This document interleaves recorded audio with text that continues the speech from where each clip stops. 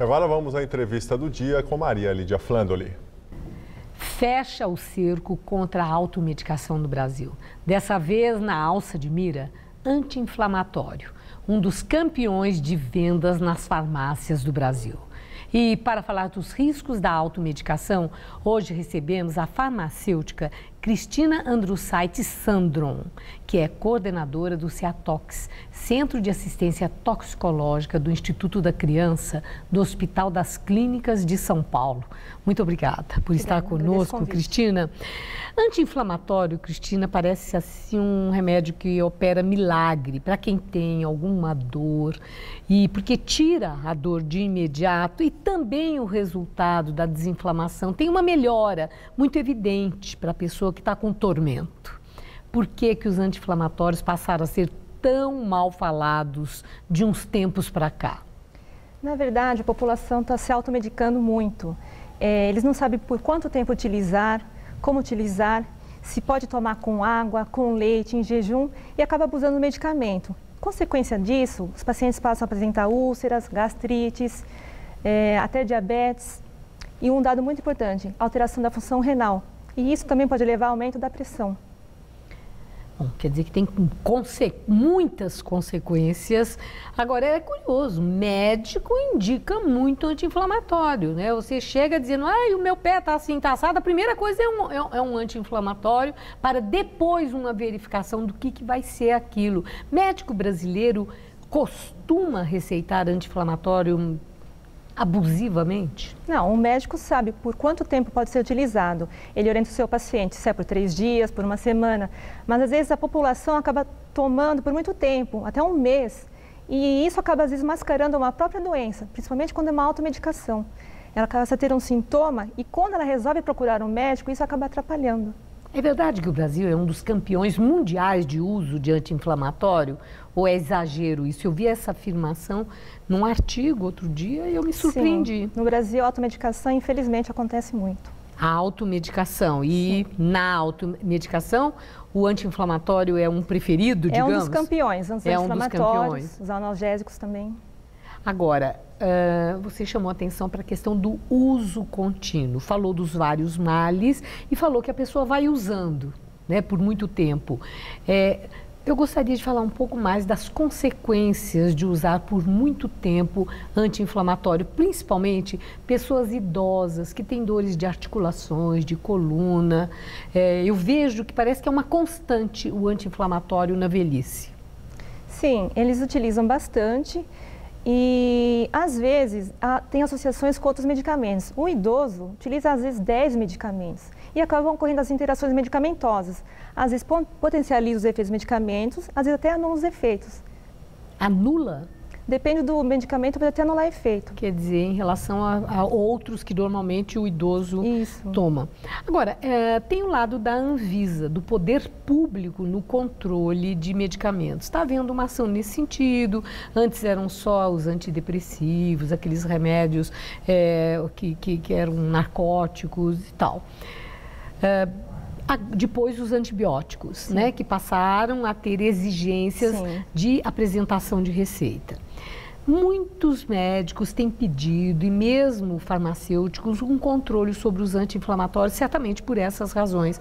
Mas me surpreendeu a resposta da Anvisa, que anti-inflamatório, isso não é prioridade para a Anvisa. Se faz tanto mal, por que é que não é prioridade para quem controla a questão da medicação no Brasil?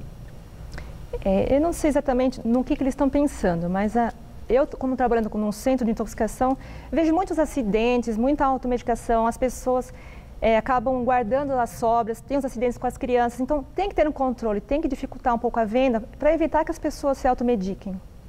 Agora, e o Ministério da Saúde, o poder público, o que é que faz para reverter essa mania de automedicação? Eu acho que na casa de todo mundo tem um armarinho cheio de sobra de remédio, né? E que acaba sendo usado. Fulano está com dor de garganta, dá isso.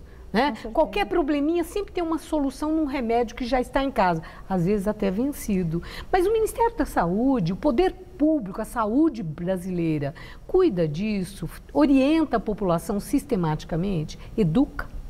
Sim, nesse momento a Anvisa está criando um grupo de trabalho para tentar evitar que as pessoas se automediquem. Eles vão incentivar o uso racional de medicamentos. Uma comissão formada por profissionais dos conselhos regionais, tanto de farmácia, medicina, o pessoal da indústria, do comércio varejista, e vão tentar incentivar a população a não comprar medicação sem a receita de um médico. É preciso procurar um médico, ele que sabe informar o tempo exato que você deve usar o medicamento.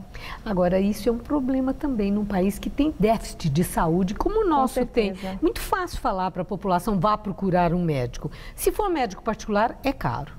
As consultas particulares, conforme o gabarito do médico, muitas vezes elas são proibitivas.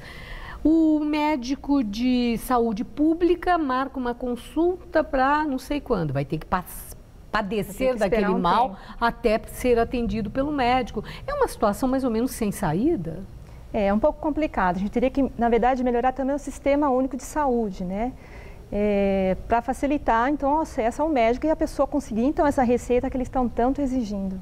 Agora, e se a automedicação é tão prejudicial à saúde e pode ser até uma questão de saúde pública, como é que tem tanta propaganda de medicamento sendo veiculada em todos os meios de comunicação? E vem depois, com a persistência dos sintomas, consulte o seu médico. Mas tem ali a indução quase a que as pessoas se automediquem, usem o medicamento. Isso aí não é uma questão para ser pensada pela saúde pública? Isso. Normalmente, essas propagandas de medicamentos são feitas com os medicamentos isentos de prescrição, aqueles que não têm a tarja vermelha e não precisa apresentar uma receita. Normalmente, você não vê propaganda do medicamento que é tarjado. E até, inclusive, existe automedicação recomendada pela Organização Mundial de Saúde. Você pode fazê-la desde que seja com os medicamentos isentos de prescrição, sem aquela tarjinha vermelha ou preta. Sim, mas isento de prescrição é até o momento em que passa a ser necessária a tal da prescrição por alguma razão, né? Quer dizer, isso é muito relativo, não é? Um comprimidinho para dor de cabeça pode ser isento de prescrição. Daqui a pouco aparecem os farmacêuticos mostrando todos os inconvenientes desse medicamento que parece ser prosaico. Então, nesse sentido, não existe uma contradição? É um pouco complicado, de fato, né? Você fica em cima do muro, como diríamos, né? Eu preciso de uma receita, mas eu não tenho acesso a um médico com facilidade. E, além de tudo, tem as reações adversas também, né? Será que, mesmo você tendo a receita, você também está sujeito a apresentar uma reação com esse medicamento, né? E as reações adversas são responsáveis por 5 a 10% das internações hospitalares. Então, mesmo que você seguir a prescrição direitinho, o que o médico falou para você tomar, você está sujeito a ter um efeito indesejável. Quer dizer, algo muito pessoal. Sim, né? é uma coisa individual. Cada pessoa tem a sua reação ao medicamento.